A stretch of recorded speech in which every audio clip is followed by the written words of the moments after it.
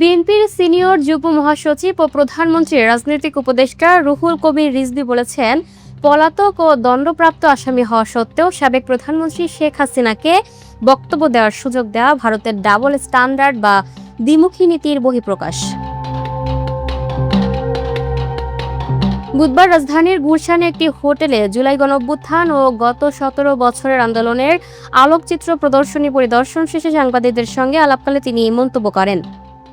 রিজভী অভিযোগ করেন, ভারতের একটি অনুষ্ঠানে শেখ হাসিনার বক্তব্য দেওয়ার সুযোগ রাখা হয়েছে, যা ভারত সরকারের পক্ষ থেকে তার প্রতি সহানুভূতিশীল আচরণের উদাহরণ। তিনি বলেন, কোনো ব্যক্তি যদি ভারতের স্বার্থের সঙ্গে সামঞ্জস্যপূর্ণ হন, তাহলে তার বিরুদ্ধে থাকা অভিযোগ বা দণ্ডের বিষয়গুলো উপেক্ষা করা হচ্ছে বলেই মনে হয়। আওয়ামী লীগ সরকারের সমালোচনা করে রিজভী বলেন, শেখ হাসিনার শাসনামলে দেশে ফ্যাসিবাদী শাসন ব্যবস্থা প্রতিষ্ঠিত হয়েছিল। তিনি অভিযোগ করেন, ওই সময়ে গণতন্ত্র, মতপ্রকাশের স্বাধীনতা, সংবাদপত্রের স্বাধীনতা এবং বিচার ব্যবস্থার ক্ষতিগ্রস্ত হয়েছে।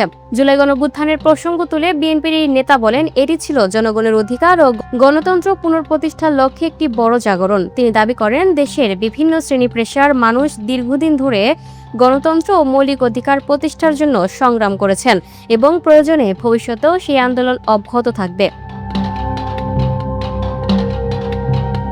Lucky Akter, up to date news, Dhaka.